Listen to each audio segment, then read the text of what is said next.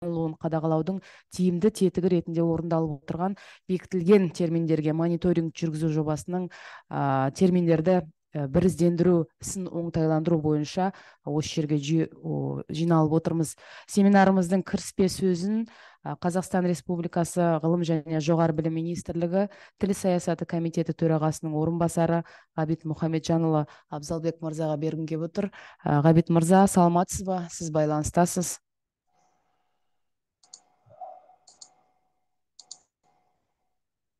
Қайырлы күн, әріптестер. Тіл комитеті мемлекеттік тапсырмасы бойынша тіл қазына ұлттық ғылыми практикалық орталығы терминолог ғалымдарды, лингвист ғалымдарды тарта отырып, осы аталған маңызды жобаны жүргізіп отыр. Барлықтарыңыз білесіздер, 1971 жылдан бастап терминдер бекітіліп келе жатыр.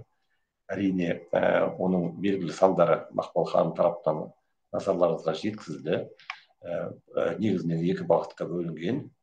Қоғамдық гуманитарлық бағыттағы терминдерге мониторинг жүргізіліп жатыр қазіргі кезде. Алдағы уақытта жаратылыстану техника салаларының терминдеріне мониторинг жүргізіледі. Бұл жұмыстың нәтижесінде жалпы кейбір қолданыстағы терминдер, қолданылмайтын терминдер, өзектілігін жоғалтқан терминдер оларды қайта қарап, жаңағындай қолданыстан алып тастау бағытында, базадан алып тастау бағытында жұмыс жүргізіледі. Заман бір орында тұрмайды. Қазіргі кезде жалпы өзімізде байқап отырмыз, кәсіби қауымдастық тарапынан, тіпті мемлекеттік органдар тарапынан терминдерді қазақ тілінің заңдылығына сәйкес бейімдеп жазу бағытында да біздерге көптеген ұсыныстар түсіп жатады. Осы бағыттағы жұмыстарымызды да біз ары қарай жалғастырамыз. Енді бұл жерде біз бекітілген күн тәртібі бойынша жұмысымызды ары қарай жалғастырайық. Мақпал ханым, сіз өзіңіз біз әрине қатысып отырамыз. Тиісті азаматтарға, тиісті осы жұмысқа тартылған мамандарға, ғалымдарға өзіңіз сөз беріп отырсаңыз, осы жобаға тартылған ғалымдардың баяндамаларын ары қарай тыңдасақ. Жақсы.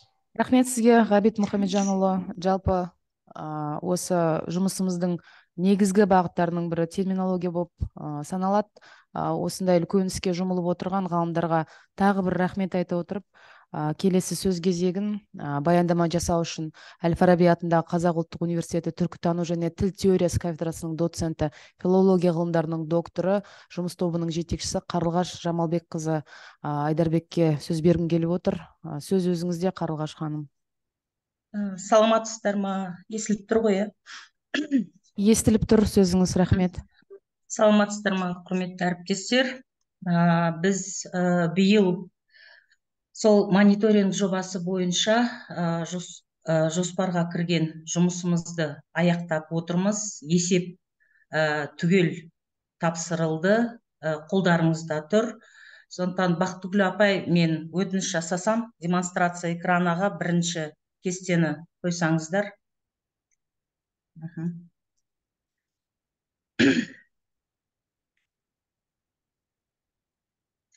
Былтыр біз осы жұмыс аясында 1971, 81 және 2014 жылдар аралығында 6000 терминді сараптап шыққан болатынбыз. Биыл сол жұмыстың жалғасы 2015 пен 2019 жылдарды қамтып отыр, және бізге берілген терминдердің үлесі 8000-ды қамтып отыр. Сондықтан мына кесте бойынша осы диаграммаға назар аударатын болсаңыздар, мына жылдар бойынша біз көрсеткішін алып шықтық осы жерде. Ең көбі, әрине, ол 2006 жылы 4000 термин бекітілген екен. Ең азы бұл жерде 2019 жыл, бірақ бұл жыл толық қамтылған жоқ. Себебі жоспар бойынша 8000 терминге біз сараптама жасау көзделген негізі. Сондықтан ең көбі осы 2015-2019 жылдарда ең көп саны қоғамдық ғылымдарға қатысты 2016 жылы бекітілген екен. Енді екінші кестеге назар аударатын болсақ, біз бүкіл осы 8.000 терминді сала бойынша жіктеп көрсеттік, және бірінші орында ең көп қоғамдық ғылымдарға жататын салада бекітілген терминдердің санын ол іс жүргізу саласы қамтиды екен. Екінші орында экономика саласы 1849 термин, және үшінші бұл заң саласының терминдері 1809 терминді қамтиды. Бұл жерде енді бүкіл салаларды атап өтетін болсақ, әскери іс, саясат, мәдениет және өнер, кітапхана, философия, әдебиет, баспа ісі, дін, лингвистика, тарих деп, және біз мынау жұлдызшамен сала аралық терминдерді көрсетіп өттік. Оның санын 87 термин қамтиды екен. Енді термин жасам құрылымы бойынша үлес салмағы мәселесіне келетін болсақ, 8.000 терминнің 1869-ын түбір терминдер қамтыған. Туынды терминдердің үлес салмағы 629 терминді қамтиды, және оның барлығын біз және 2015, 2016, 2017, 2018, 2019 деп бөліп қарастырдық. Диаграммада барлығы толық көрініс тапқан. Енді осы жерде құрылымы бойынша күрделі терминдердің санын 292 термин қамтиды. Ал енді тіркесті терминдер, өздеріңіз білесіздер, тіркесті және оның ішіндегі сипаттамалы терминдердің үлесі өте үлкен бізде, қомақты қазақ тілінде. Тіркесті терминдер 3947 термин. Бұл жерде ең көбі үнемі 2016 жыл болады, себебі жаңа жоғарыда біз айтып өттік, себебі 8.000 терминнің жалпы жартысы 4.000-ға жуығы 2016 жылы бекітілген.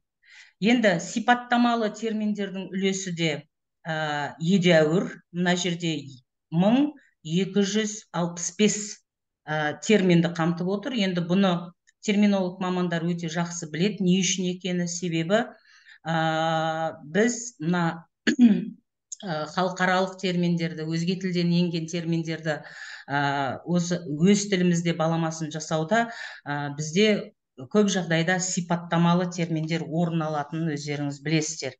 Енді бұл жерде бір мән беретін жағдай, осы 15 пен 19 жылдар аралығында бізде бірде-бір қысқартылған немесе аббревиатура дейміз ғой, бұндай термин кездестірмедік, жоқ.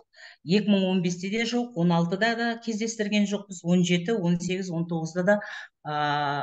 Сәл көтерсеңіздер мына кестені, келесі диаграмманы, міне анық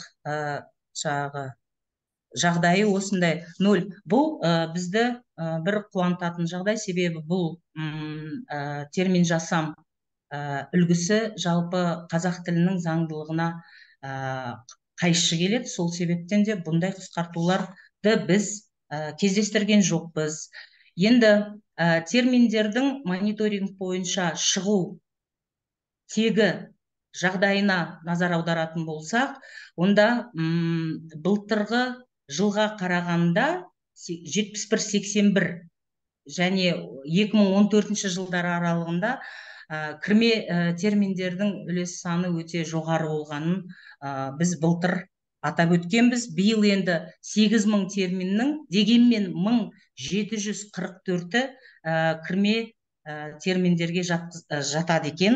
Оның ішіндегі ең көбі сол баяғы 2016 жылға тиісті екен. Және ұлт тілі негізінде жасалған терминдердің үлесі едәуір өскен. 3663 терминді құрайды екен.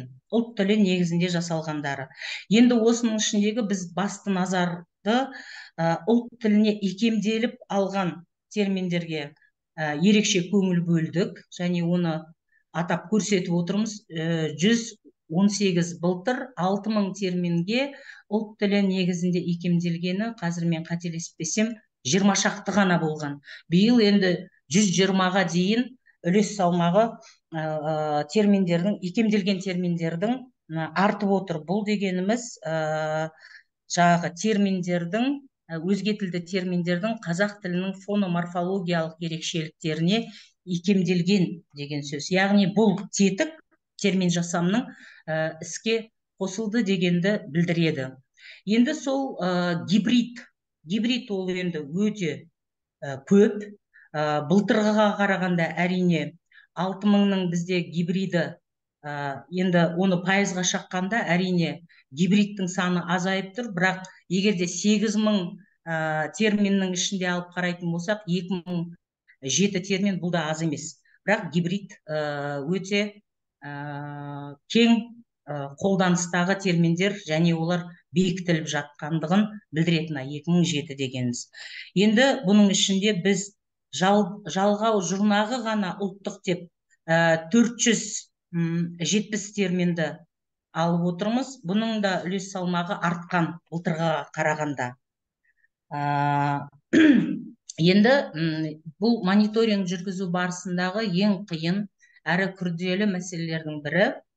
Себебі сіздер өздеріңіз білесіздер, сіздерге бұл мәселе өте таныс. Осы кезге дейін мемлекеттік терминологиялық комиссия терминдерді дефинициясыз, яғни тек реестр күйінде ғана бекітіп отырған. Сондықтан біз бүкіл терминдерге тиісінше өзінің дефинициясын қойып шығу міндетін өз мойнымызға алдық. Бірақ бұл енді ең қиын жұмыстардың бірі. Себебі көп жағдайда терминдердің дефинициясын табу, оның өзі қиындыққа бізді жаңағы қатты қиналдыртқан жағдайлардың бірі.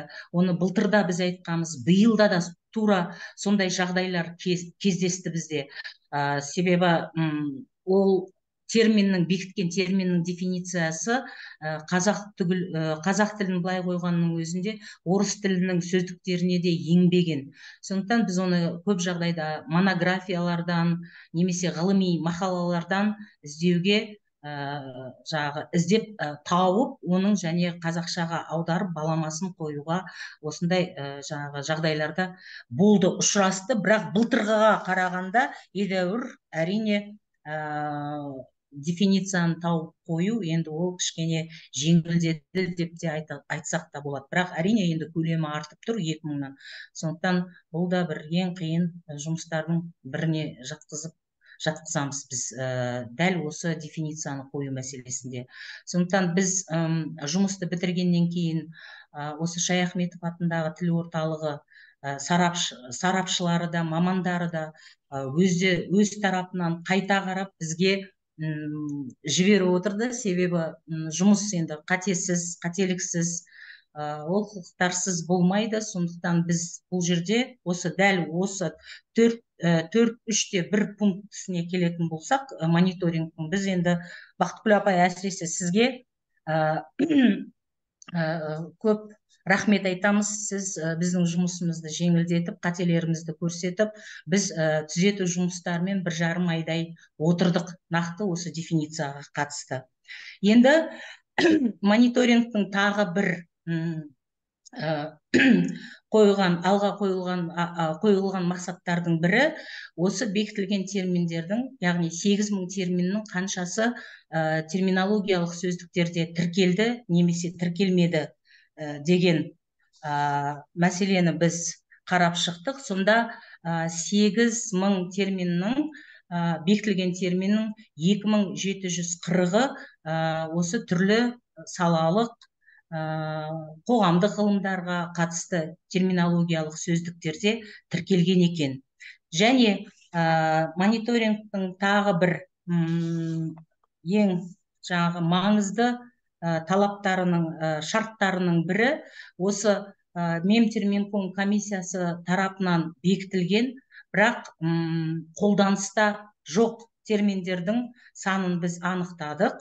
Сонда олар неге қолданыста жоқ деген сұраққа да жауап беру біздің міндетіміз. Сондықтан біз сол қолданыстағы жоқ терминді бекітілген, бірақ қолданыста жоқ терминдердің себебін де анықтадық. Сонда семантикалық талапқа сәйкес келмегені үшін бекітілген, бірақ қолданыста жоқ терминнің санын 122 деп атап көрсеттік.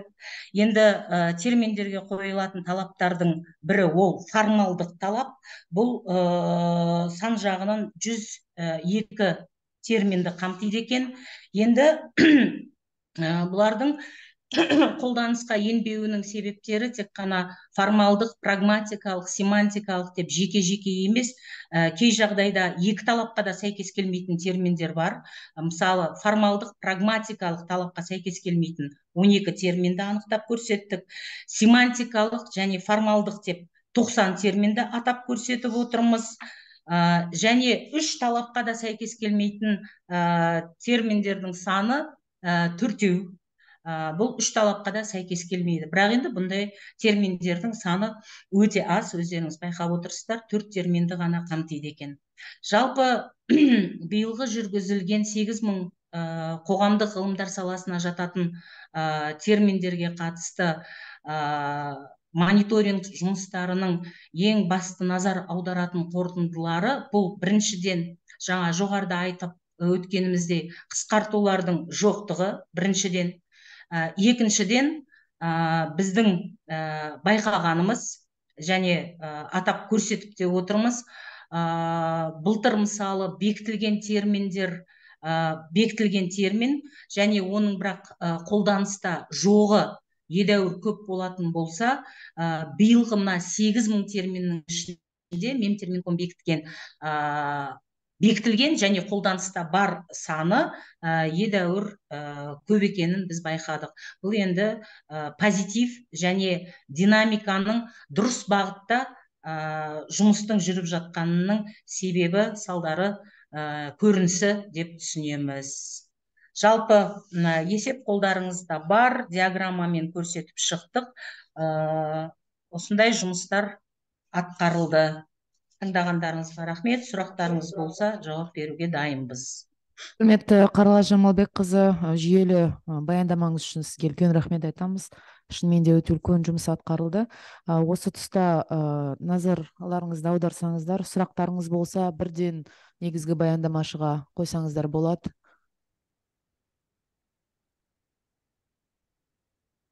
Сұрақ болмайтын болса. Сәлеметсіздер, мен сұрақ қойсам бола ма Қарлашқа? Жақсы, рұқсат сізге. Қарлаш, баяндамаңыз өте жақсы екен. Бәрін тыңдап неғып отырмыз. Менде мынандай сұрақ болды да, осы 8000 терминді, бекітілген 8000 терминді қарағанда, вообще терминологияның көзі, термин жасам көздерінде тіркес термин, содан кейін сипаттама термин, тіркес термин бар, сипаттама термин деген жоқ болған. Сол сипаттама терминді жаңа сіз айттыңыз ғой, дефинициясы сәйкес келмеген сыңарларды алдық деп. Мен өзім қараған кезде 3 компоненттен, яғни тіркестің құрамында 3 компоненттен асса, соны сипаттамаға жатқызғасыздар ма? Жалпы сипаттама термин дегеннің, бұны сіздер енгізіп тұрсыздар ма? Термин жасам көзінде жоқ қой бұл. Осыған жауап берсеңіз. Рахмет, сұрағыңызға рахмет. Негізі тіркесті термин деп біз 2 құрамды термин деп алып жүрміз. Оны дұрыс айттыңыз. Ал енді екеуден көп болса, оны біз сипаттамалыға жатқызамыз. Және бұл терминологияның теориясында жалпы қалыптасқан, егерде екеуден асса және дефинициясына едәуір жақын болса, олардың барлығын сипаттамалы дейміз, немесе описательный дейді ғой, енді 2-ден асқан. Сондықтан оны біз ойдан шығарған жоқпыз, бұл теорияда қалыптасқан дүние. Солай деп алып отырмыз, құрылым жағынан келгенде. Жақсы. Және сипаттамалы термин, бұл терминологиялық аталым мәселесінде бұл терминнің универг күйінде қалыптасуының ең бірінші сатысын қамтиды негізі. Сондықтан егер де біз термин жасам ісін қазақ тілінде жақсы несінде қабылдайтын болсақ, әрине бұл сипаттамалының болғаны бізге жалпы термин жасам ісіне дұрыс емес негізінде. Яғни термин жасам тетігінің барлығы іске қосылмағандығының белгісі. Сонда сипаттамалы термин деген алтыншы бізде енді жаңа қосарлану арқылы, тіркесу арқылы, бірігу арқылы жасалады деп көрсетеміз ғой. Бірақ оқулықтарда, егер лексикология оқулықтар, мен терминолог емеспін, лексикология оқулықтарында барлық нелерде сипаттамалы термин деген нұсқасы жоқ та, соны бәлкім болашақта енгізу керек шығар. Дұрыс, иә, енгізу керек. Оқулық жоқ қой бізде негізінде. Рахмет. Енді жиынымызды ары қарай жалғастырсақ, келесі баяндамашыға сөз бергім келіп отыр. Жобаға жасалған сараптамамен таныстыру үшін сөз кезегі Бөкетов атындағы Қарағанды университеті қазақ тіл білімі кафедрасының профессоры, филология ғылымдарының докторы Шапағат Шарапатұлы Жалмахановқа беріледі. Сөз кезегі өзіңізде, Шапағат Шарапатұлы.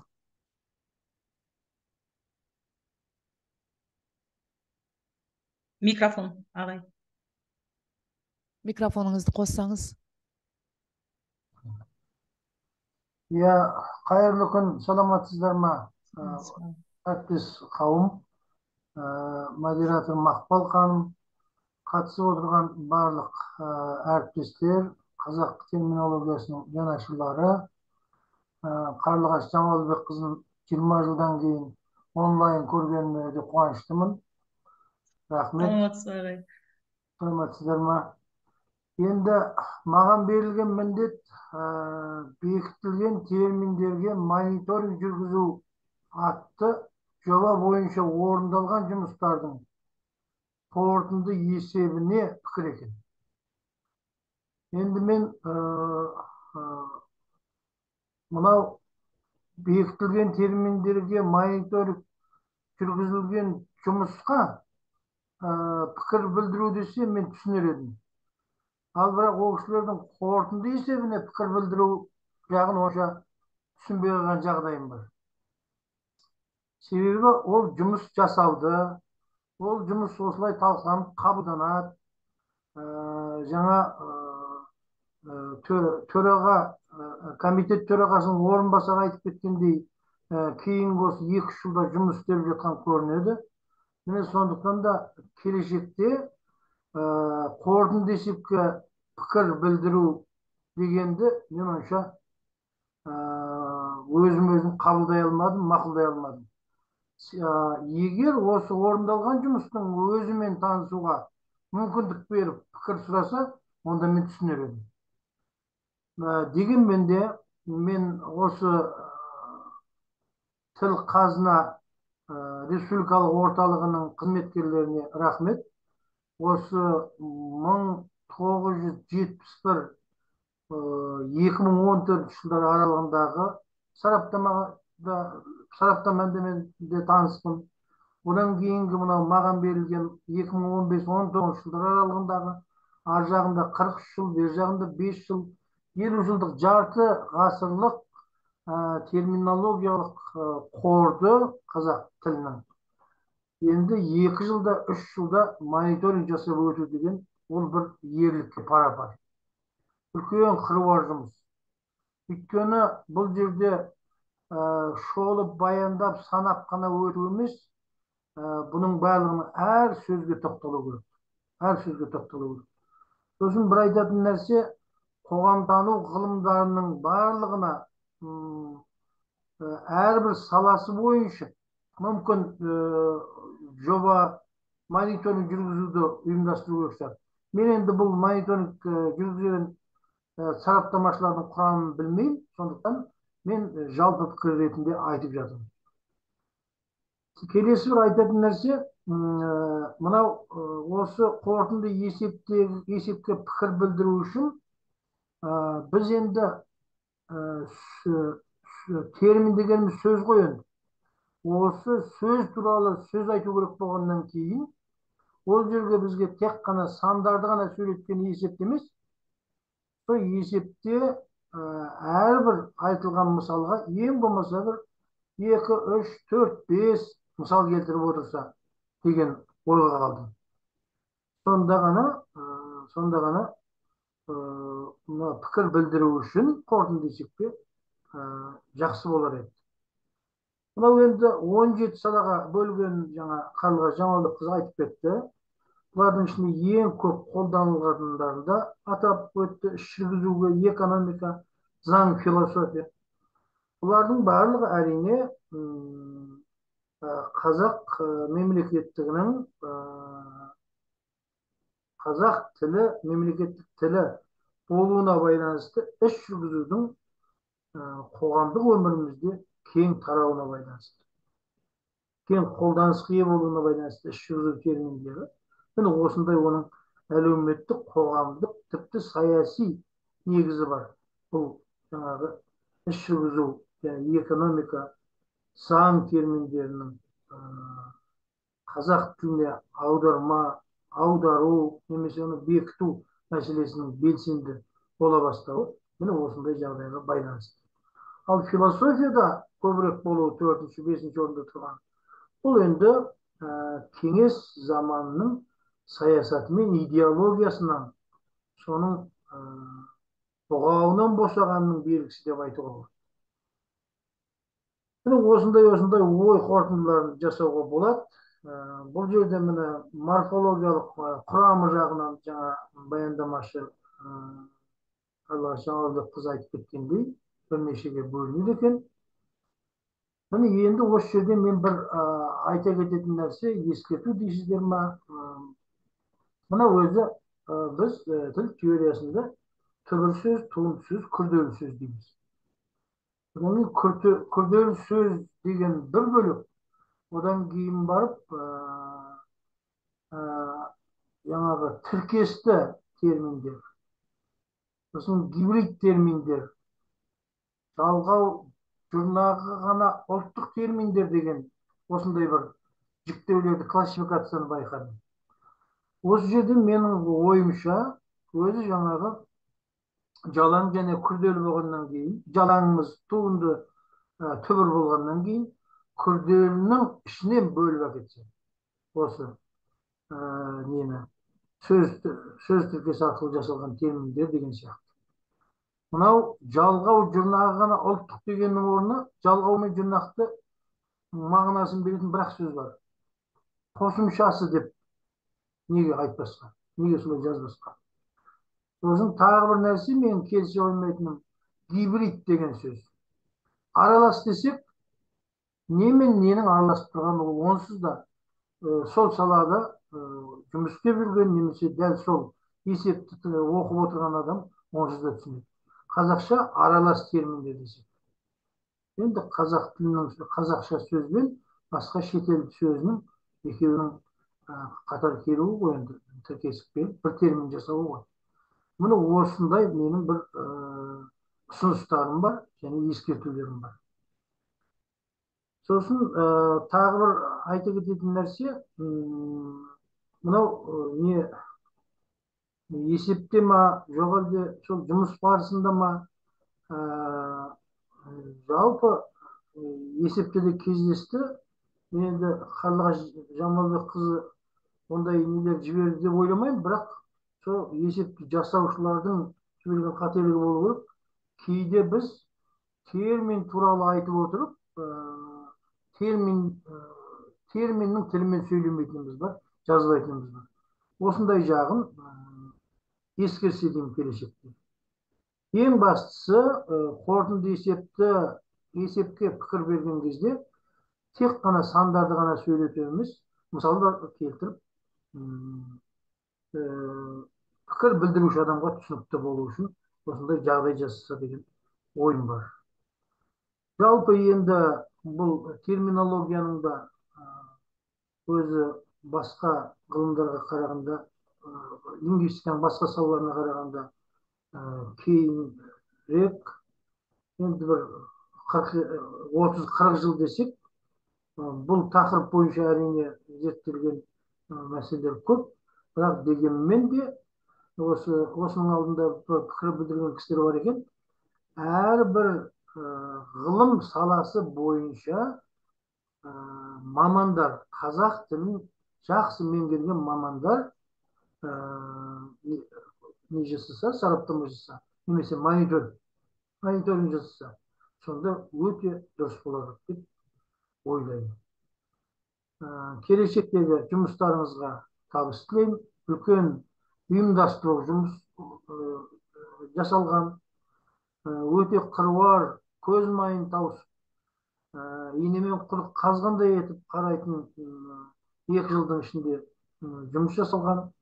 Сондықтан да бұл біткен іске сыншы көп дегеннен емес, осы қайта біткен істі бағалағымыз келіп, пікір айтып отырмыз. Назар қойып тыңдағандарыңызға рахмет. Басқа айтарым жоқ. Рахмет сізге, Шапағат Шарапатұлы. Жалпы әділ бағаңыз үшін рахмет. Біршама ескерту айттыңыз, ұсыныс айттыңыз, оның бәрі назарға алынады. Бұл бойынша біз жұмыс істейтін боламыз міндетті түрде. Енді баяндамашының сөзіне байланысты сұрақ болатын болса, пікір болатын болса, ашық микрофон, сөз сұрап, пікір білдірсеңіздер болады.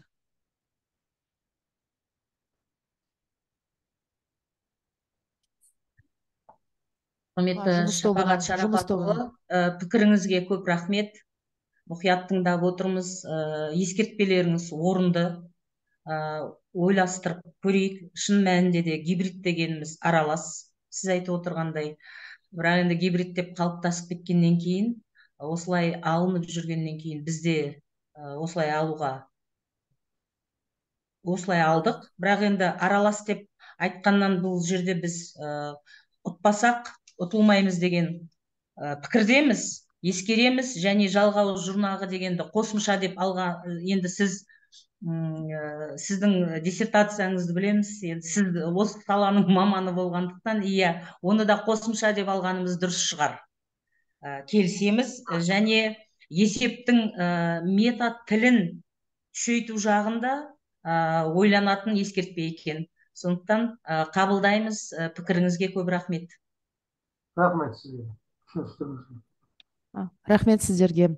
Енді семинарымызды ары қарай жалғастырсақ, Әл-Фараби атындағы Қазақ ұлттық университетінің доценті, филология ғылымдарының кандидаты Кенжетай Құрманбайұлы Күркебаев тәуелсіз сарапшы ретінде бекітілген терминдерге мониторинг жүргізу бойынша өз ұсыныстарын білдірмекші. Сөз кезегі өзіңізде. Кенжетай мырза, микрофоныңыз ашық. Қайырлы күн, құрметті әріптестер. Дауысым естіліп тұр ма екен?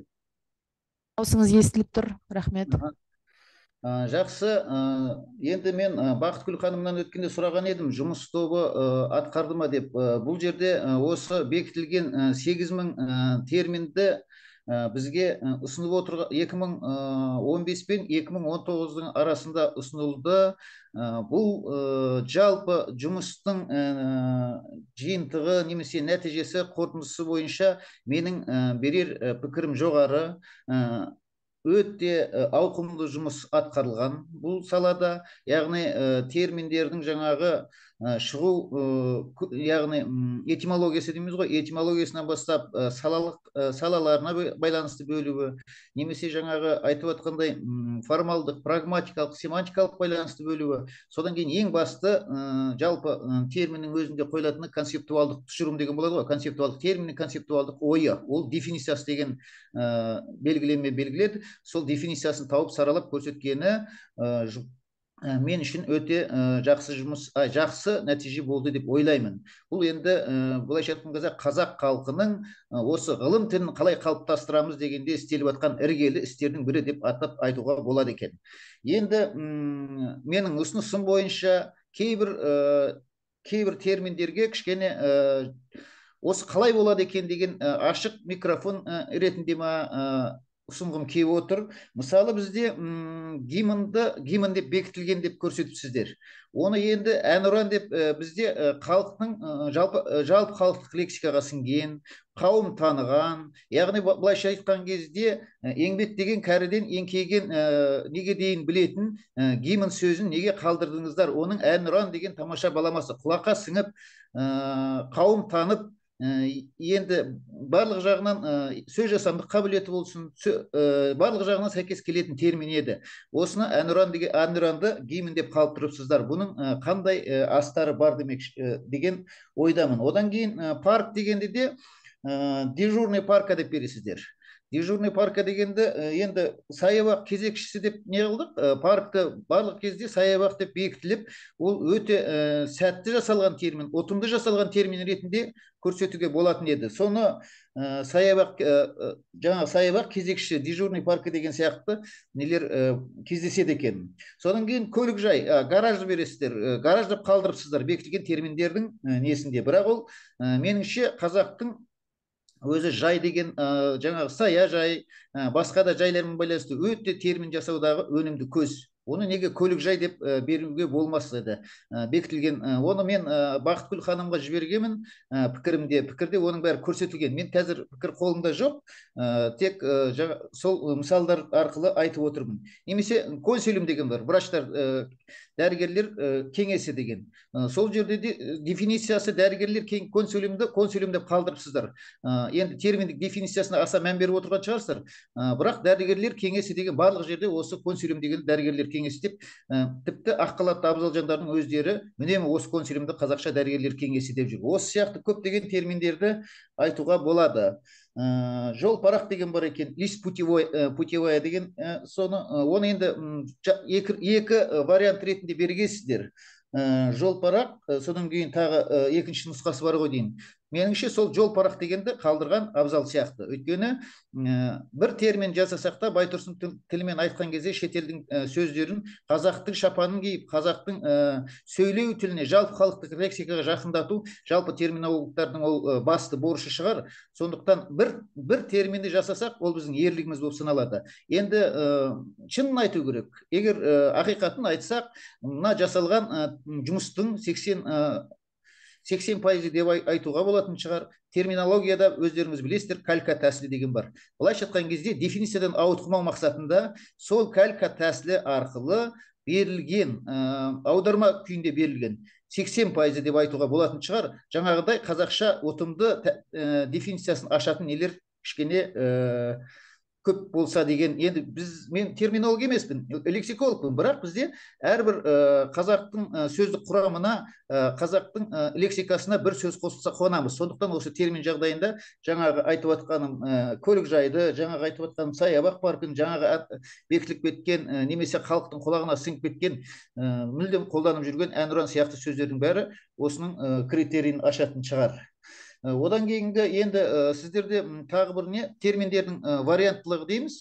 Терминнің талабында варианттылық бойынша енді терминге жат құбылыс деп көрсетіледі ғой. Терминологиялық еңбектер болсын, біз лексикология сабағын оқытқан кезде терминнің талаптары деген кезде сол терминнің талабына варианттылық болмау керек деп, ең жағымды, жаңағы тағы да айтамын, жалпы халыққа түсінікті, қауым таныған, қоғамдағы барлық қолданушылар кең қолданатын терминді біз бір вариантын алып қалуымыз керек деген. Осы сияқты терминнің варианттылығы арасында кездеседі екен. Оны мен есебінде ұсынғанмын.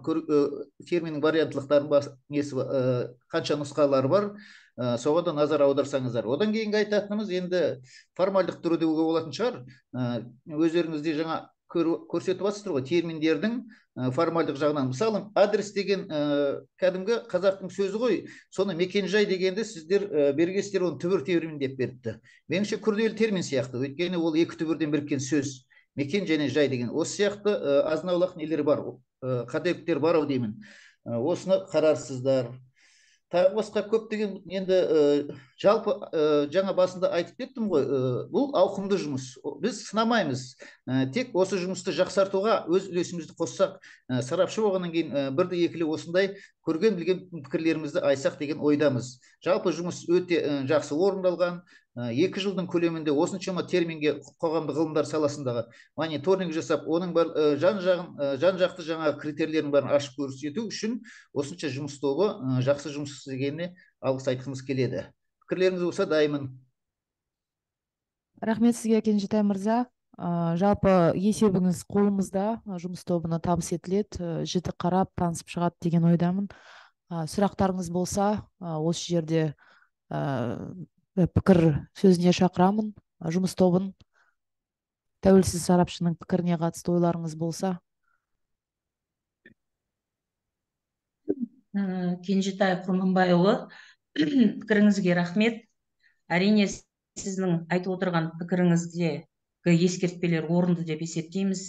Шын мәнінде гимн деп бекітілгенімен, бірақ қолданыста ол әнұран деп жүргені белгілі, бірақ көп жағдайда біз оны жаңағы варианттылықты бұл кері құбылыс деп айтып отыр, сонымен біз келісеміз әрине, бірақ терминнің жаңағы узуалдану процесі бар ғой, үдерісі узуализацияға ұшырайды. Сонда міндетті түрде оның бірнеше нұсқасы жүреді. Сосын былтыр біз, Бауыржан білет, біз былтыр мәтіндерден іздеген едік нұсқаларды. Сөйтсек, бұл жолы қарасақ, біз тіпті бір термин, бекітілген терминнің жаңағы нұсқасын, көп нұсқалығын табу барысында мәтінді былай қойғанда бізде сөздіктердің өзінде түрлі нұсқада тіркеледі екен. Терминографиялық тіркеу дейміз ғой, жұмыстың ең соңғы бір нәтижелерінің бірі ғой оның өзінде. Сонда терминологиялық сөздіктердің өзінде де осы көп нұсқалылық орын алады екен негізі. Бұл енді әрине терминологиясындегі бір қарама-қайшы үдерістердің бірі ғой, бірақ өкінішке орай осындай жағдайлар бар. Сондықтан біз бұл жолы нұсқаны мәтіндер, мақала, немесе қазақ тілді контенттерден іздеген жоқ, біз кәдімгі сөздіктердің өзінен шығып жатты. Енді дежурный парка, саябақ кезекшісі өте жақсы жасалған термин, біздің ешқандай қарсылығымыз жоқ. Гараж дегеннің, көлік жай дегенге де ешқандай қарсылығымыз жоқ, бірақ біз бұл жерде біз термин жасам ісімен айналыспаймыз. Қандай нұсқасы тіркелді, біз соны ғана жаңа көп нұсқалылық бағанына алып кеп қойып отырдық. Егерде осындай жағдайда сөздіктерге енгізіліп немесе қолданыста болса, біз оны әрине ескеруге дайынбыз. Консилиумге де қатысты солай. Консилиумды дәрігерлер кеңесі деп алуға болатын шығар. Мүмкін бұл жерде енді біз 8000 терминді сараптап шықтық. Сондықтан қазір енді дәл дөп басып айту қиын шығар, бірақ консилиумның басқа да тіркесте немесе басқа бір туынды жағдайы бар шығар, дәрігерлер кеңесі деп алуға келіңкіремейтін. Мүмкін содан да шығар. Путевой лист, жол парақ өте дұрыс, және мекен жай дегенді жай, хана, тағы бізде қандай қосымшалар бар. Біз оларды терминологиялық элемент немесе аффиксоид деп алғандықтан солай деп аламыз, солай деп қабылдаймыз. Сондықтан біз оны жаңағы Шапағат ағай айтқандай жаңағы жалаң универб терминге жатқызып отырған тұсымыз содан. Бірақ пікіріңізді, ескертпеңізді қабылдаймыз, ойланып қарайық. Мүмкін аффиксоид емес, оларды жаңағы күрделі терминдердің қатарына да енді кезінде жатқаны белгілі оның, әрине. Бірақ ойланыстырып көрейік. Пікіріңізге рахмет, ескертпелеріңіз өте орынды деп есептейміз. Рахмет, құрметті жұмыс тобына қатысушылар. Тұшымды ой пікір айтып жатсыздар. Рахмет сіздерге. Ендігі сөз кезегін мониторинг жүргізген жұмыс тобының жұмысын үйлестірген жаңа осы жерде бірнеше рет аталып отыр. Ерекше рахметімді айтқым келеді Бақытгүл ханымға. Орталықтың терминология бөлімі жұмыс істеп отыр. Өздеріңіз көріп отырсыздар, бұл бір күнде бітетін жұмыс емес, өте жылдарға созылатын жүйелі көкейкесті жұмыс. Осы атқарылған жұмысты қабылдап алу, оның сапалық деңгейін анықтаумен Бақытгүл ханым айналысады. Бүгінгі сөз де сол туралы болмақ. Сөз кезегі өзіңізде, Бақытгүл апай. Қайырлы күн, әріптестер. Біз жаңа жоғарыда Қарлығаш Жамалбекқызы негізгі жұмыс барысын түгел баяндап өтті. Енді біз мына үйлестіруші бөлім болғандықтан жұмыс барысы жөнінде бір-екі ауыз айтқымыз келеді. Біз мамыр айында күнтізбелік жоспар қолға тигеннен кейін былтырғы өзіміз жұмыс істеген жұмыс тобын ары қарата осы жобаны жалғастыруға ұсыныс білдірдік. өйткені былтырғы жасалған жоба, былтырғы қорытынды біздің көңілімізден шықты. Сондықтан қайтадан жұмыс тобын жаңғыртпай, осы бар жұмыс тобымен жұмыс істеуді жөн көрдік. Сол бойынша біз жұмыстың алғашқы 30% келісім шартқа сәйкес 29 маусымда тапсырылды. Статистикалық мәлімет жинақталды алдымен, яғни сол қоғамдық гуманитарлық бағыт бойынша 2015-19 аралығы 8000 терминді тізбесі жасалды. Соның негізінде алғашқы 30%-ында олардың термин жасам құрылымы бойынша үлес салмағы, одан кейін кірме терминдердің үлес салмағы, міне осыны айқындау жұмысы жүргізілді. Енді бұл жұмыс түрлі нәтижесінде Қарлығаш Жамалбекқызы да атап өтті. Ең бір назар аударарлық мәселе терминдердің ұлт тіліне икемделіп алынған нұсқасының шамадан тыс аздығы. Бәрібір де ол аз. Өткен жылы біз осы есепті қараған кезде бір жылы бар жоғы 3-ақ термин ұлт тіліне икемделген екен. Биыл біз бір жылды алдық. 2015 жылғы мониторингтен өткен мысалы 198 кірме терминнің бар жоғы 11-і ғана ұлт тіліне икемделген болды. Яғни бұл статистикалық мәлімет шет тілдік терминдердің қазақ тілі заңдылықтарына сәйкес игеруі аса өзекті екендігін тағы да дәлелдеп отыр. Мониторинг жұмысының 50%-ын тапсыру тамыз айының 31-іне дейін белгіленген, бірақ жұмыстың күрделілігіне қарай қосымша келісім жасалды. Жұмыстың қалған 20%-ын қоса есептегенде атқарылған толық жұмыс 31 қазанға дейін тапсыру келісілді, және ол өз уақытында орындалды. Яғни 13 қыркүйек 20 қазан аралығында жұмыс 2015-2019 жылдар бойынша тапсырылды.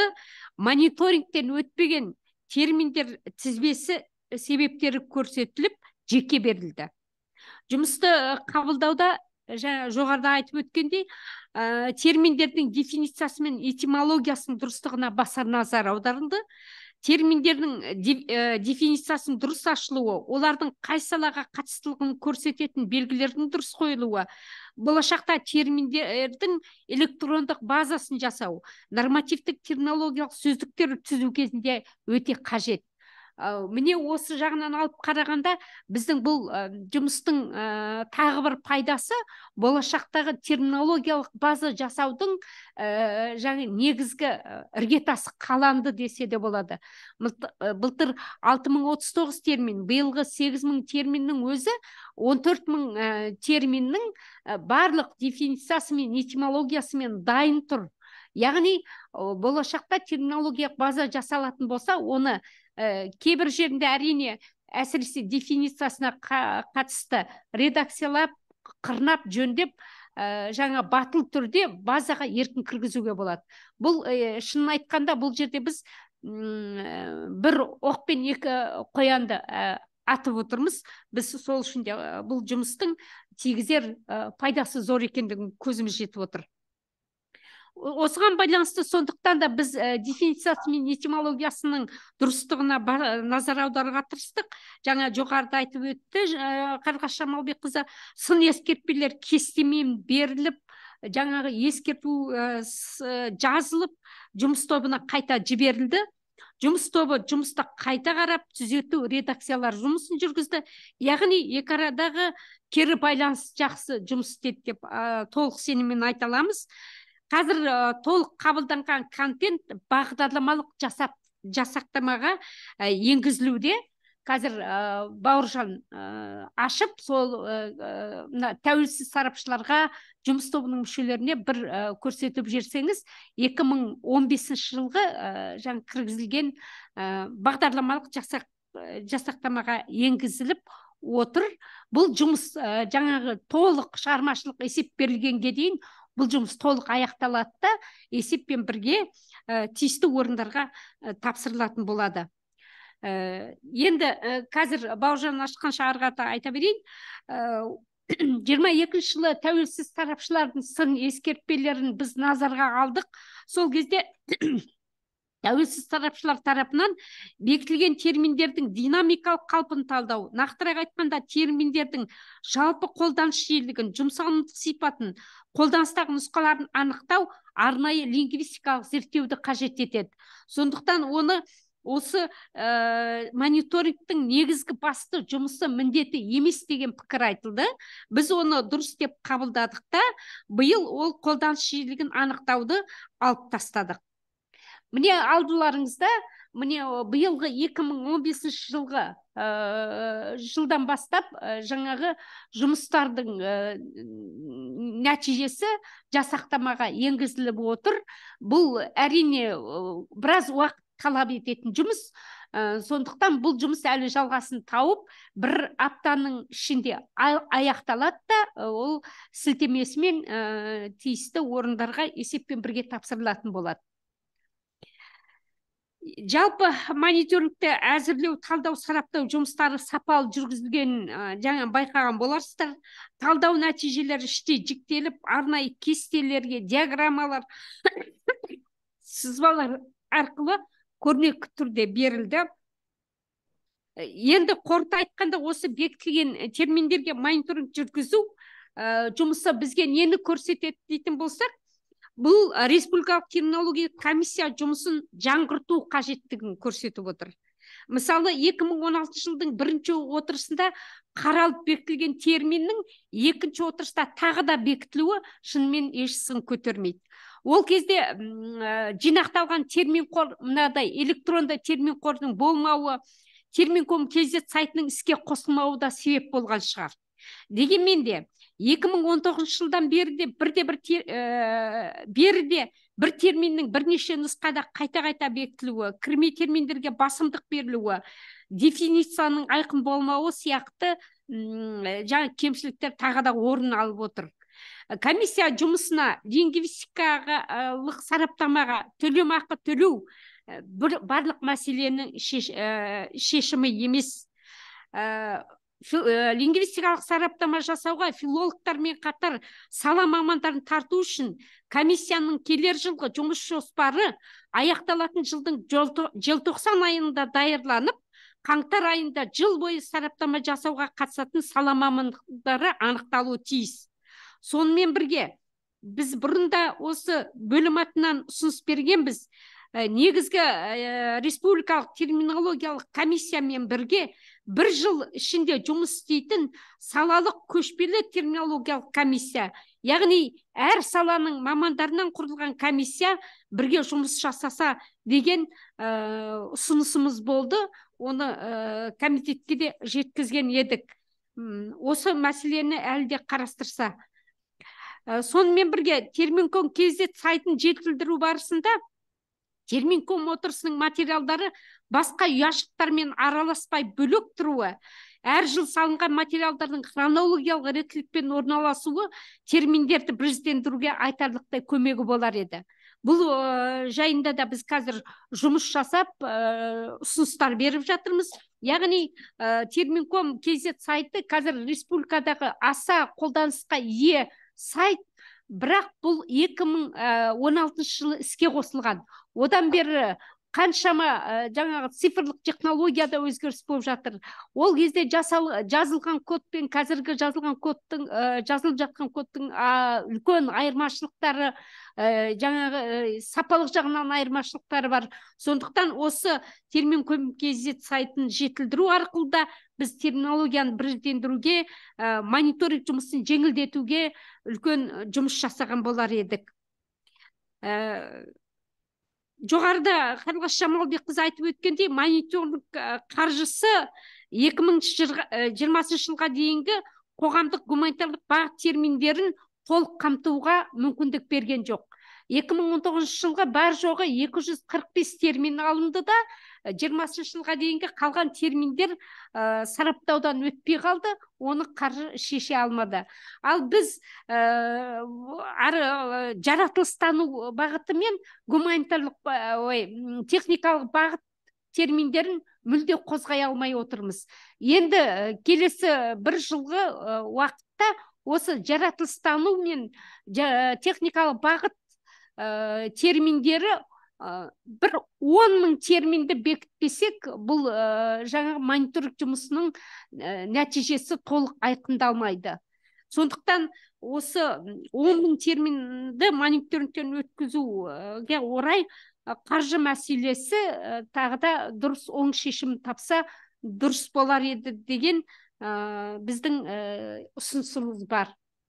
Қорыта айтқанда, жалпы бұл жұмыстың тек қана жаңағы мониторингтен өтпей қалған терминдерді іріктеу, олардың статистикасын шығару мақсат емес. Онымен бірге жаңа жоғарыда айтып өтті біздің әріптестер, терминологияны біріздендіруде әлде қомақты мәселелер бар. Оны шешу үшін жаңағы біздің шыны керек терминолог мамандарымыз өте аздық етіп отыр. Міне өздеріңіз байқап отырсыздар, біз тәуелсіз сарапшы болуға терминолог маман таппадық десек, енді жаңағы лексиколог мамандар терминологияға біршама жақын ғой деп белгілі республикадағы белгілі ғалымдарды тартып отырғанымыз сол. Былтыр өздеріңіз білесіздер, тәуелсіз сарапшы ретінде Шерубай Құрманбайұлы,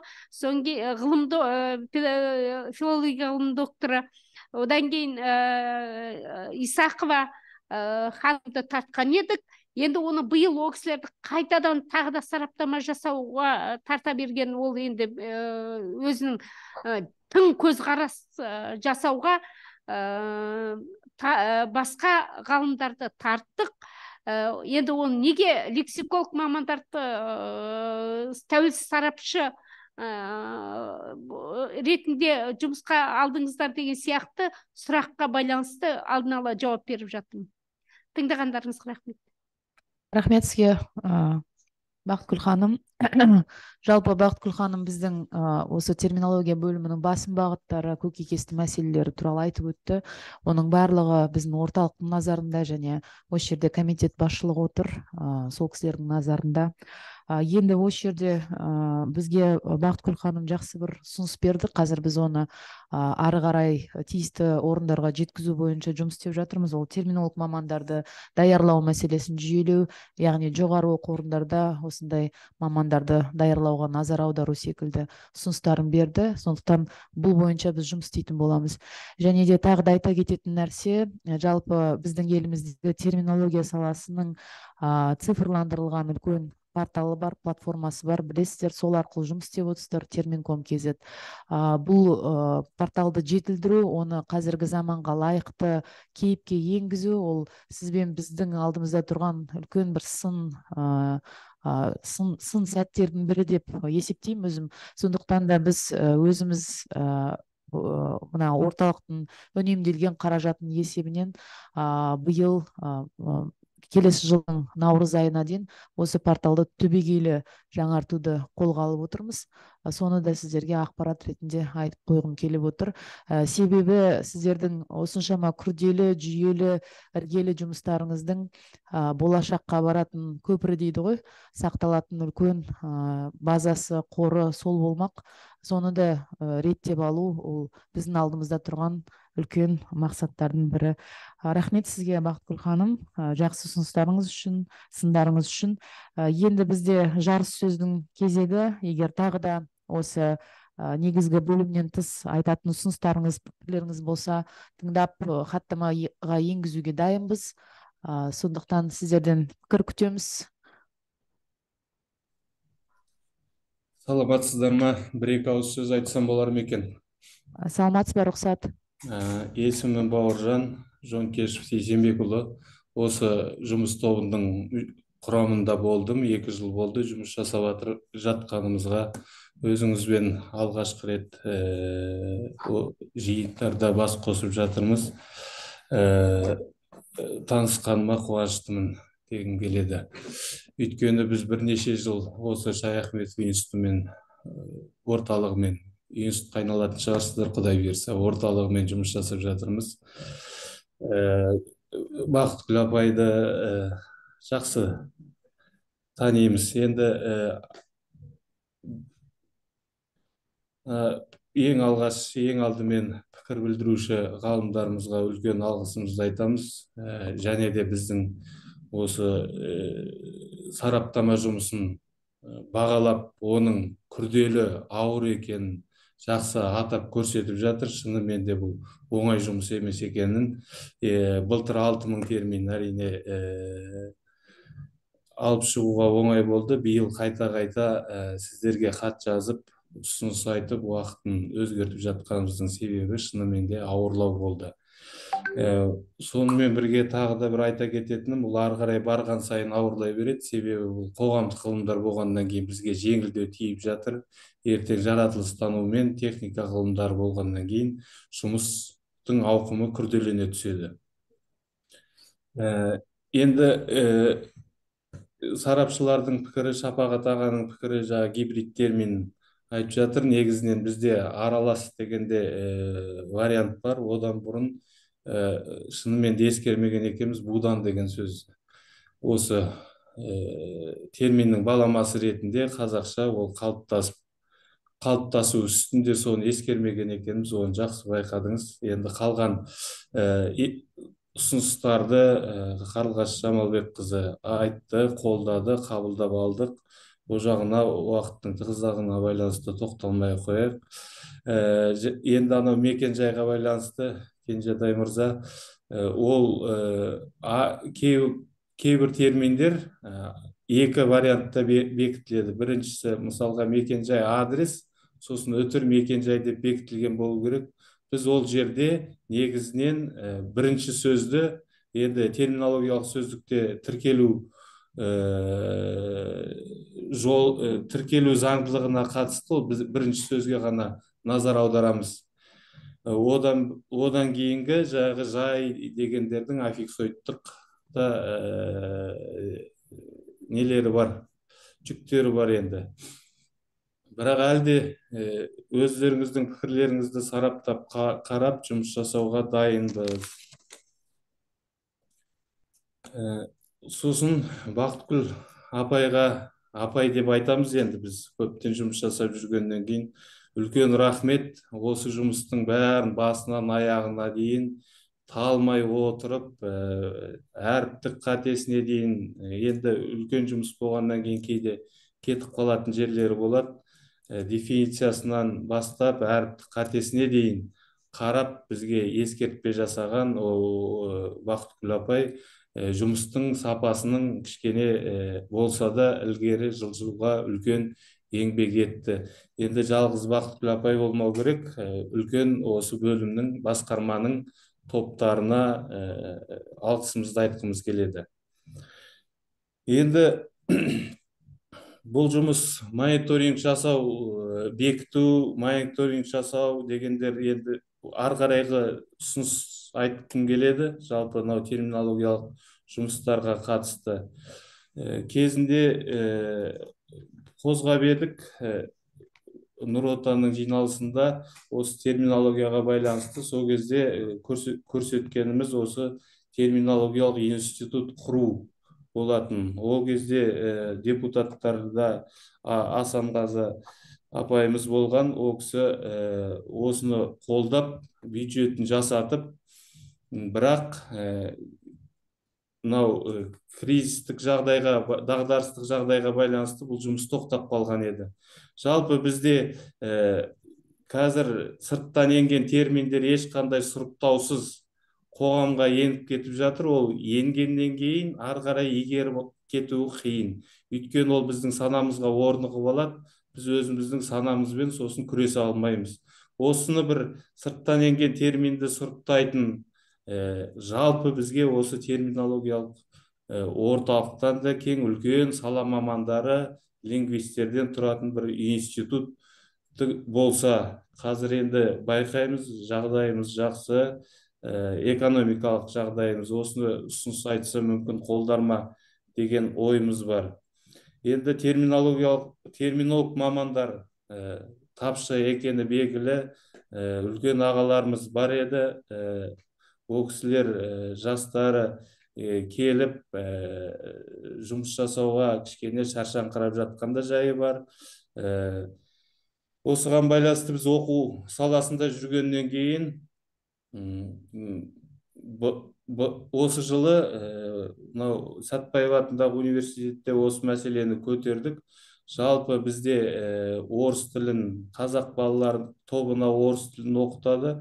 Осыны біз негізінен ғылым тілін оқыту бағытына қарай бұрсақ, көптеген студенттердің, мыңдаған студенттердің арасынан бір студент осы терминологиямен шұғылданатын маман шықса, ол үлкен жетістік болатын еді. Бұл әрине бір шеті оқу министрлігімен байланысты да жағдай, бірақ енді осыны университеттер бар, қарсы емес көп кафедралар.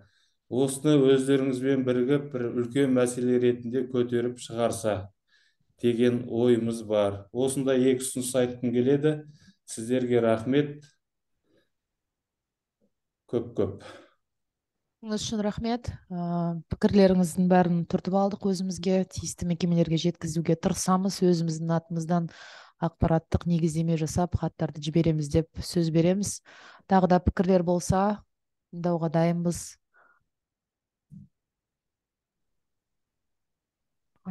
Құрметті Ғабит мырза, сіз әлі байланыста болсаңыз, сіздің де пікіріңізді естісек, өйткені жақсы ойлар ортаға салынды, өзіңіз куә болып отырсыз. Иә, құрметті әріптестер, тыңдап отырдық.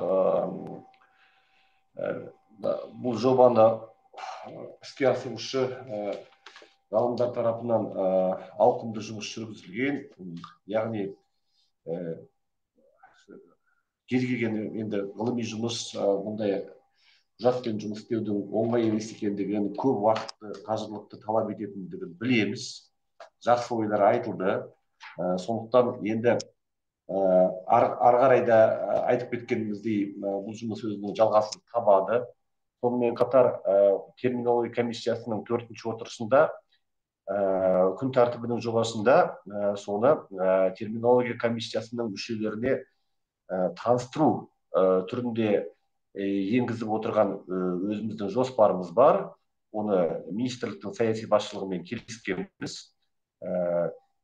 Мен бүгін баяндама жасаған Қарлығаш ханымға, басқа да мына жерде отырған ағаларымызға бәріне алғыс білдіремін. Бауыржан замандасымыздың тарапынан да пікірлер айтылды. Әрине, енді оның бәрін көрейік. Енді әрине кейде іске асатын нәрсе болады, іске аспайтын нәрсе болады. Оның бәрі кейде біздің де қолымыздан болмай жатады. Өйткені мемлекеттік басқару жүйесінде горизонтальдық негізбен жұмыс істейді. Кейде берген ұсыныстарымыздың өзі өтпей қалып жататын жағдайлары болады, әріптестеріміз, басқа мемлекеттік органдар тараптарынан. Бірақ енді осы қазірдің өзінде біздің істеп отырған потенциалымыз, тіл қазына орталығы, Байтұрсынұлы тіл білімі институты, басқа да жоғары оқу орындары ғалымдар тарапынан іске асырылып жатқан жұмыстары көп деп санаймыз. Енді алда уақытта әрине тіл қазынада тиісті құрылымдық бөлімше болса, Байтұрсынұлы орталығында да тиісті орталық бар. Сондықтан енді шетелдік тәжірибені зерттеу, осында барып зерттеуде өзіміздің жоспарымызда бар. Сондықтан бұл жерде былтырда осы өзім білем, Бауыржан мырза мен Қарлығаш ханым тарапынан 2020 жылы осы бекітілген терминдерге мониторинг жасау емес, терминдерді біріздендіру жобасы бойынша үлкен жоба жасалған болатын, жоба ұсынылған болатын. Бұл жобаны енді жалпы біздің өзіміздің пайымыз осы жұмысты жалпы қорытындысы бойынша базадағы терминдер айтып кеткеніміздей қайта қаралатын шығар деп ойлаймыз. Әрине, оны бүгінгі қатысушылар тарапынан да, спикерлер тарапынан да айтылды. Қазіргі кезде терминдерді тілдің заңдылығына сәйкес бейімдеп жазу тренді қазір байқалады. Бұл да тәуелсіздіктің жемісі, сана тәуелсіздігінің жемісі деп санаймыз. Бұның ешқандай қателігі жоқ. Өйткені әлемде барлық тілдерге арналған ортақ орфография, ортақ грамматика ондай жоқ. Сондықтан әр тілдің ортақ емле деген де жоқ әлемде. мағынасын беріп, ғылыми жағынан ашса болды. Терминологияның ғылымға қазақ тілін ғылым тілі ретінде қалыптастырудағы терминологияның маңызы зор. Енді жобамызды жалғастырып, яғни алдағы жылға жоспарланған өзіміздің де бөліктеріміз бар ғой, сол жұмыс жалғасын табатынына деп сенеміз. Мына жұмыстың қорытындысы бойынша енді өздеріңізге белгілі болар болмас, комитет төрағасы Тілешов Ербол Ерденбекұлы Сенатта өткізіліп жатқан жиында қазір қатысып отыр. Біз Ербол Ерденбекұлына баяндаймыз. Шешімімізді, жалпы пайымызды сіздермен бірлесіп, ары қарай да жұмысымызды жалғастырамыз. Барлықтарыңызға рахмет, аман сау болыңыздар. Ал қосарларыңыз болса, өздеріңіз қосылыңыздар. Ғабит мырза, сізге үлкен рахметімізді айтамыз.